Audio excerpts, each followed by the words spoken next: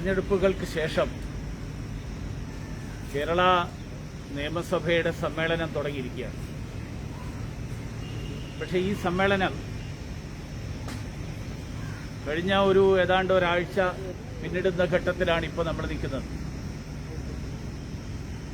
നിയമസഭയെ മോദി വിരുദ്ധ രാഷ്ട്രീയത്തിന്റെ വേദിയാക്കി മാറ്റുന്നതിനെ ശക്തമായിട്ട് അപലപിക്കുന്നു. ഒരാഴ്ചക്കിടയിൽ രാജ്യത്തെ തെരഞ്ഞെടുക്കപ്പെട്ട ഒരു സർക്കാരിനെതിരായിട്ട് ജനാധിപത്യപരമായിട്ടുള്ള ഭരണഘടനാപരമായിട്ടുള്ള അധികാരമുള്ള തെരഞ്ഞെടുക്കപ്പെട്ട സർക്കാരിനെതിരായിട്ട് 2 പ്രമേയമാണ് നിയമസഭയിൽ കൊണ്ടുവന്നത്. എന്നിട്ട് ഭരണപക്ഷവും പ്രതിപക്ഷവും ചേർന്ന് കൈയടിച്ചത് പാസാക്കുന്നു. അപ്പൊ നിയമസഭയിൽ കേരളത്തിൽ ഇപ്പോൾ പ്രതിപക്ഷമില്ലാതായിരിക്കുക. പ്രതിപക്ഷം എന്നുള്ള സ്ഥാനത്ത് ഒരു ശൂന്യതയാണ് ഇപ്പോൾ ഉള്ളത്. ലക്ഷദ്വീപ് വിഷയത്തിലാണ് ആദ്യത്തെ പ്രമേയം വന്നത്. നമ്മളെല്ലാവരും കണ്ടു. മുഖ്യമന്ത്രി അവിടെ എന്തൊക്കെയാ പറഞ്ഞത്. ഈ തെങ്ങിന്റെ രോഗം മാറാൻ വേണ്ടിയിട്ട് മട്ടിയടിച്ചതിനെ കാവ്യവൽക്കരണമാണ് എന്ന് പറയുന്ന ഒരു മുഖ്യമന്ത്രി. ആ വാദത്തിലെ അർത്ഥശൂന്യത, വസ്തുതയില്ലായ്മ ചൂണ്ടിക്കാണിക്കാൻ പോലും ഒരാളും അവിടെ ഉണ്ടായില്ല. അതുകൊണ്ടാണ് ഞാൻ പറഞ്ഞത് പ്രതിപക്ഷം എന്നുള്ളത് ഇല്ലാതായി എന്ന്. രണ്ടാമത്തെ പ്രമേയം വന്നത് കേന്ദ്രം സൗജന്യമായിട്ട് വാക്സിൻ തരണം. ഞാനൊരു കാര്യം ചോദിക്കട്ടെ. നമ്മുടെ മുഖ്യമന്ത്രി ഈ പഞ്ചായത്ത് ഇലക്ഷന് മുമ്പ് തന്നെ അതിന്റെ തലേ ദിവസം അദ്ദേഹം പറഞ്ഞത് സൗജന്യമായിട്ട് സംസ്ഥാന സർക്കാർ വാക്സിൻ തരും. ഇതാണല്ലോ പറഞ്ഞത്. അല്ലാതെ കേന്ദ്രം തരും, അപ്പൊ വരുന്നത് ഞങ്ങൾ എത്തിച്ചേരാം എന്നല്ല.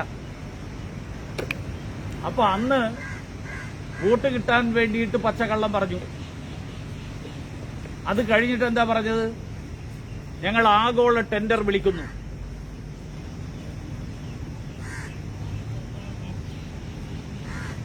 ആഗോള ടെൻഡർ വിളിച്ചിട്ട് ഞങ്ങൾ വാങ്ങും. ഇതൊക്കെയല്ലേ പറഞ്ഞത്. അപ്പൊ പിന്നെ എന്തിനാ ഈ പ്രമേയം? വാസ്തവത്തിൽ കേരളത്തിൽ സംസ്ഥാന സർക്കാർ വാക്സിന്റെ കാര്യത്തിൽ, കോവിഡിന്റെ കാര്യത്തിൽ അവർക്കൊരാശയ വ്യക്തതയില്ല. സംസ്ഥാന സർക്കാർ പറഞ്ഞ് 18 മുതൽ 44 വയസ്സ് വരെയുള്ള ആൾക്കാർക്ക് സൗജന്യമായിട്ട് 1,52,00,000 ആളുകൾക്ക് വാക്സിൻ സൗജന്യമായിട്ട് കൊടുക്കും. ഞാൻ ചോദിക്കട്ടെ, വാക്സിൻ സൗജന്യമായിട്ട് സർക്കാർ കൊടുക്കുമെങ്കിൽ കേന്ദ്ര സർക്കാരിന്റെ നയം അനുസരിച്ചിട്ട് സംസ്ഥാന സർക്കാരുകൾക്കും സ്വകാര്യ ആശുപത്രികൾക്കും വാക്സിൻ വാങ്ങാം.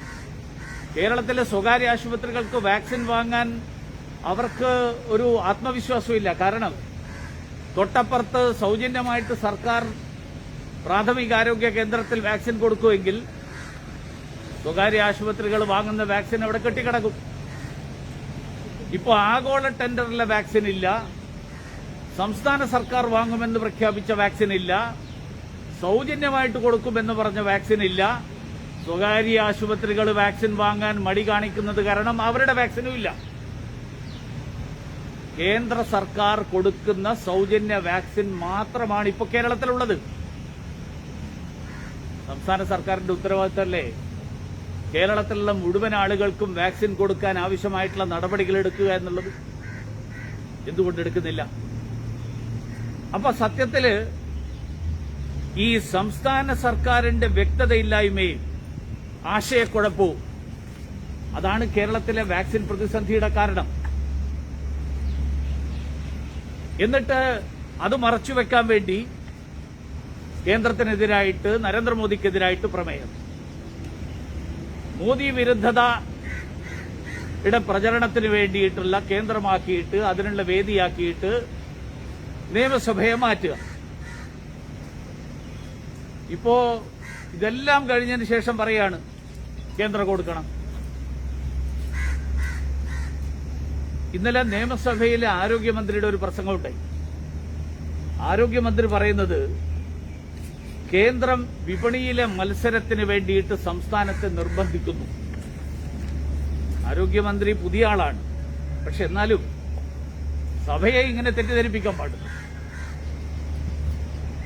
എന്ത് വിപണിയിലെ മത്സരത്തിനാണ് കേന്ദ്രം സംസ്ഥാന സർക്കാരുകളെ നിർബന്ധിച്ചത്? ഒരു മത്സരത്തിന് വേണ്ടിയിട്ട് നിർബന്ധിച്ചിട്ടില്ല.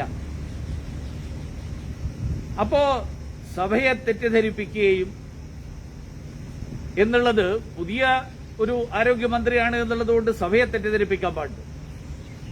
വാസ്തവത്തിൽ സംസ്ഥാനത്തിന്റെ നയമില്ലായ്മ, അതോടൊപ്പം സംസ്ഥാനത്തിന്റെ കഴിവുകേട്, ഇത് മറച്ചുവെക്കാൻ വേണ്ടിയിട്ട് മോദി വിരുദ്ധ പ്രചരണം അഴിച്ചുവിടുകയല്ലേ ഇപ്പൊ ചെയ്തുകൊണ്ടിരിക്കുന്നത്. അതാണ് ഇന്നലത്തെ പ്രസംഗത്തിലെ ചുരുക്കം. ഈ ആരോഗ്യമന്ത്രി കാര്യങ്ങൾ പഠിച്ച് കാര്യങ്ങൾ കൃത്യമായിട്ട് മനസ്സിലാക്കി എന്നിട്ട് വേണ്ടേ നിയമസഭയിൽ സംസാരിക്കാൻ. അല്ലാതെ നിയമസഭ മോദി വിരുദ്ധ പ്രചരണത്തിനുള്ള വേദിയാക്കിയിട്ട് മാറ്റുന്നതാണോ സംസ്ഥാന സർക്കാരിന്റെ നയം? ഇതെല്ലാം കഴിഞ്ഞ് ഇപ്പോ ആരോഗ്യ മേഖലയിൽ തന്നെയുള്ള നയം. ഇപ്പൊ കഴിഞ്ഞ തവണ ഞാൻ മാധ്യമങ്ങളോട് സംസാരിച്ചപ്പോൾ ഞാൻ 2-3 വിഷയങ്ങൾ ഉന്നയിച്ചിരുന്നു. ആശുപത്രികളുടെ നിരക്ക് ആവശ്യം ഉന്നയിച്ചു. കുറച്ചു ദിവസം കഴിഞ്ഞപ്പോ പ്രഖ്യാപിച്ചു കഴിഞ്ഞ് ഇപ്പൊ അതിനെതിരായിട്ട് കോടതി പോയിരിക്കുകയാണ് ആശുപത്രികൾ. ലാബുകളുടെ പരിശോധനയുടെ നിരക്ക് ഇപ്പോഴും വ്യക്തതയില്ല. PPE കിറ്റും മറ്റു ഉപകരണങ്ങളുടെയും കാര്യം ഗവൺമെന്റ് പ്രഖ്യാപിച്ചു. അന്നേ ഞാൻ പറഞ്ഞു, ഈ പ്രഖ്യാപിക്കുന്ന സമയത്ത് അത് അന്താരാഷ്ട്ര തലത്തിലുള്ള നിലവാരം, അത് യഥാർത്ഥ ഗുണനിലവാരം ഉറപ്പുവരുത്തിക്കൊണ്ടായിരിക്കണം ഈ വസ്തുക്കൾ കിട്ടുന്നത്. ഇപ്പൊ അതിന്റെ വില കൂട്ടി.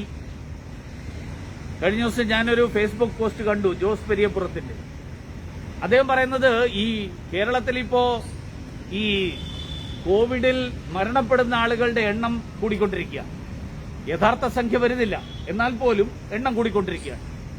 ആ എണ്ണം കൂടുന്നതിന് കാരണം അശാസ്ത്രീയമായിട്ടുള്ള നിരക്കുകൾ നിശ്ചയിച്ചതിന്റെ ഫലമായിട്ടാണെന്നാണ് പറയുന്നത്.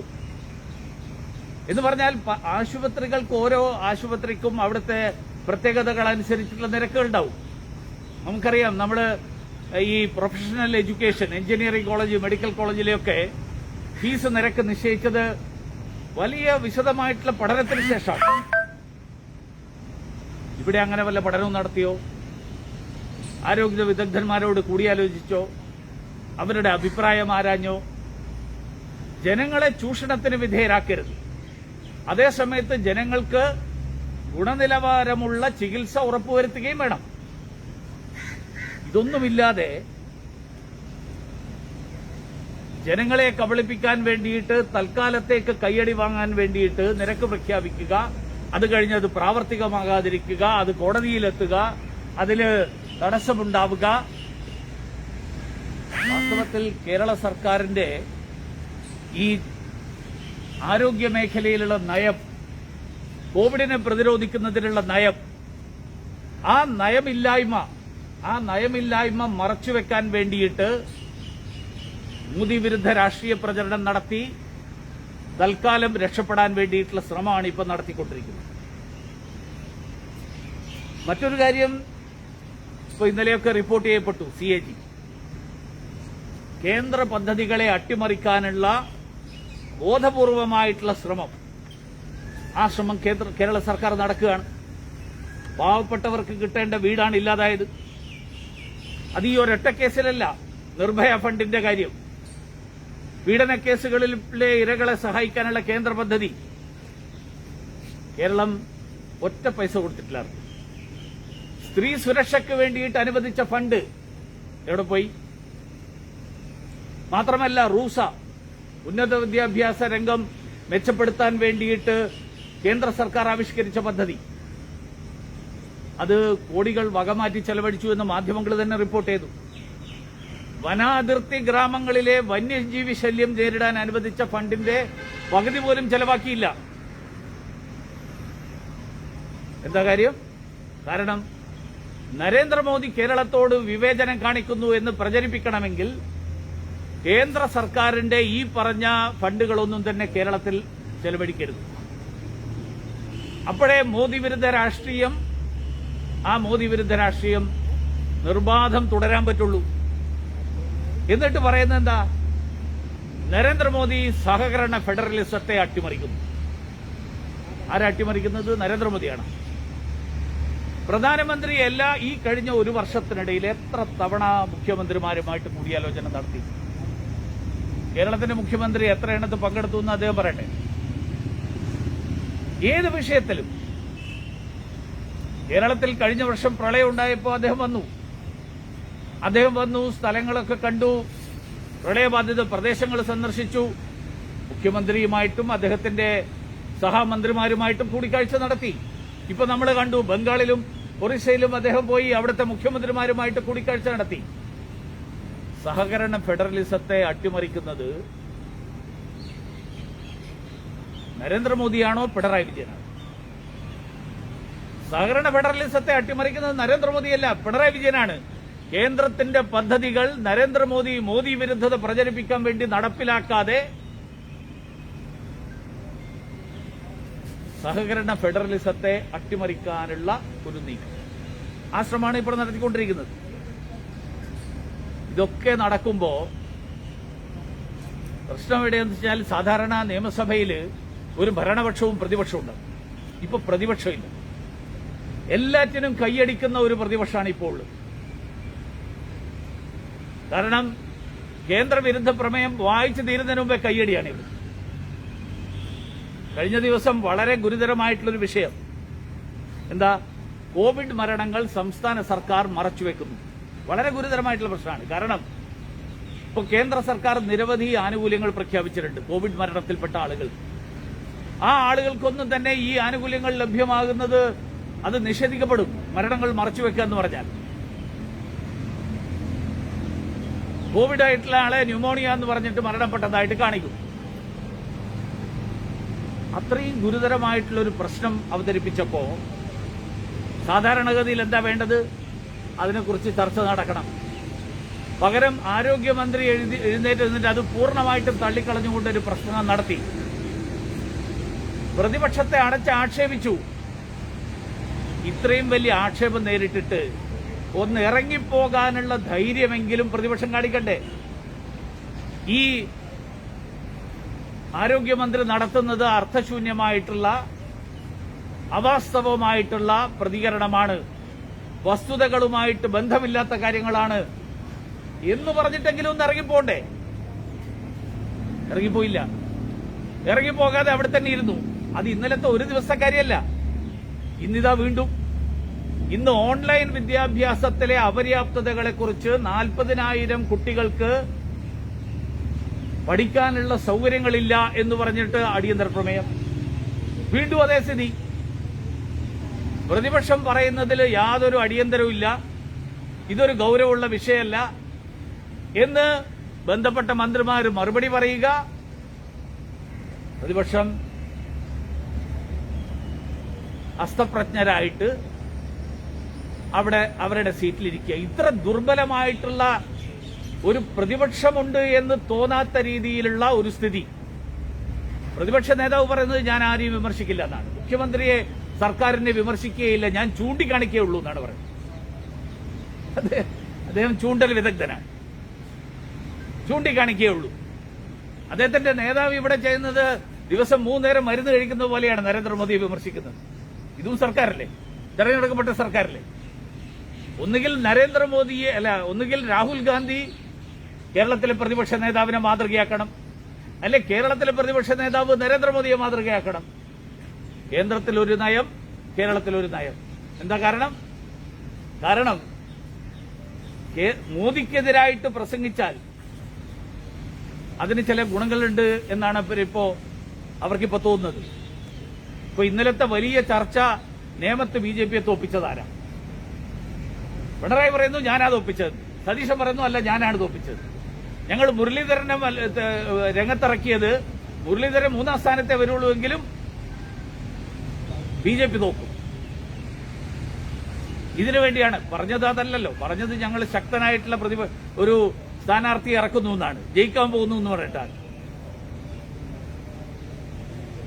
ഈ മുസ്ലിം ജിഹാദി വോട്ട് ബാങ്കിന്റെ പിന്തുണ നിലനിർത്താനും തിരിച്ചുപിടിക്കാനുമുള്ള മത്സരം, ആ മത്സരമാണ് ഇപ്പോ കേരളത്തിന്റെ നിയമസഭയിൽ നടക്കുന്നത്, ഇവർ രണ്ടുപേരും തമ്മിൽ. അതിനുള്ളതാണോ കേരളത്തിന്റെ നിയമസഭ?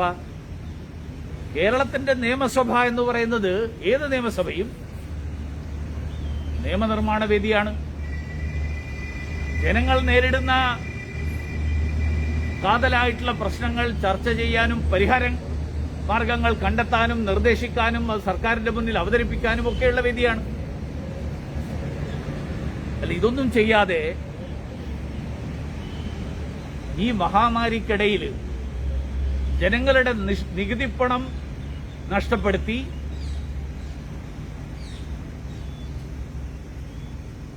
മോദി വിരുദ്ധ രാഷ്ട്രീയ പ്രചരണത്തിന്റെ വേദിയാക്കിയിട്ട് നിയമസഭയെ മാറ്റുന്നത് കേരളത്തിലെ ജനങ്ങളോട് കാണിക്കുന്ന ചതിയാണ്, ജനാധിപത്യത്തിന്റെ വഞ്ചനയാണ്. കാരണം ഇതിനുവേണ്ടിയല്ല കേരളത്തിലെ ജനങ്ങൾ കേരളത്തിന്റെ നിയമസഭയിലേക്ക് 140 അംഗങ്ങളെ തെരഞ്ഞെടുത്തത്. മോദി വിരുദ്ധ രാഷ്ട്രീയ പ്രചരണം അല്ലാതെ നടത്താം, പ്രസംഗിക്കാൻ വേറെ വേദിയില്ല എന്നുള്ളതുകൊണ്ട് നിയമസഭക്കകത്ത് പ്രസംഗിച്ച് മോദി വിരുദ്ധ രാഷ്ട്രീയ പ്രചരണം നടത്തുക, ഈ നിലപാടിൽ നിന്ന് പിൻവാങ്ങണം. കേരളത്തിലെ ജനങ്ങൾ നേരിടുന്ന പ്രശ്നങ്ങൾ, ആ പ്രശ്നങ്ങൾക്ക് ചർച്ച ചെയ്യാനും പരിഹാരം കണ്ടെത്താനുള്ള ശ്രമങ്ങൾ നടത്തണം. കോവിഡിനെ നേരിടാൻ വേണ്ടിയിട്ടുള്ള നടപടികൾ ആസൂത്രണം ചെയ്യണം എന്നാണ് കേരള സർക്കാരിനോടും പ്രതിപക്ഷത്തോടും എനിക്ക് അഭ്യർത്ഥിക്കാൻ. കോൺഗ്രസ് അതായത് 11 മുഖ്യമന്ത്രിമാർക്ക് BJP ഇതര പാർട്ടികളുടെ മുഖ്യമന്ത്രിമാർക്ക് കത്തയച്ചിട്ടുണ്ട്. വാക്സിൻ വിതരണവുമായി ബന്ധപ്പെട്ട പ്രശ്നങ്ങൾ പരിഹരിക്കണം. വാക്സിൻ വിതരണത്തിലെ പ്രശ്നങ്ങളല്ല, അദ്ദേഹം തന്നെ പറഞ്ഞതിന് വിരുദ്ധമായിട്ടാണ് ഒരു കത്തയച്ചിരിക്കുന്നത്. അദ്ദേഹം പറഞ്ഞ ആഗോള ടെൻഡർ വിളിക്കും. ഇപ്പൊ പറയുന്നത് കേന്ദ്രം എല്ലാവർക്കും വേണ്ടി ടെൻഡർ വിളിക്കണം. ആദ്യം അദ്ദേഹത്തിന്റെ നയം എന്താണെന്ന് വ്യക്തമാക്കട്ടെ. അദ്ദേഹം ഇതുവരെ പറഞ്ഞത്, അതായത് തദ്ദേശ സ്വയംഭരണ തെരഞ്ഞെടുപ്പിന്റെ സമയത്ത് ഞങ്ങൾ എല്ലാവർക്കും സൗജന്യമായിട്ട് വാക്സിൻ നൽകും എന്ന് പറഞ്ഞത് തെരഞ്ഞെടുപ്പ് സ്റ്റണ്ടായിരുന്നു എന്ന് അദ്ദേഹം പറയട്ടെ. പിന്നെ എന്നിട്ടാണ് ഈ കത്തിന്റെ കാര്യം. കേരള നിയമസഭ പങ്കുവച്ച വികാരം തന്നെയല്ലേ സുപ്രീം കോടതി പറഞ്ഞത്, എല്ലാവർക്കും സൗജന്യ വാക്സിൻ കൊടുക്കണം. നിലവിലെ നയം പുനഃപരിശോധിക്കുന്നത് സുപ്രീം കോടതി ആവശ്യപ്പെട്ടു. സുപ്രീം കോടതി പറഞ്ഞതിന് സുപ്രീം കോടതിയുടെ ജോലി ചെയ്യുക. സുപ്രീം കോടതി പറഞ്ഞതിന് മറുപടി എന്ത് പറയണമെന്നുള്ളത് സർക്കാർ ബന്ധപ്പെട്ട ആൾക്കാർ മറുപടി കൊടുക്കും. ഞാൻ പറയുന്നത് കേരള നിയമസഭയിൽ ജനങ്ങൾ തെരഞ്ഞെടുത്ത ഒരു സഭയാണ്.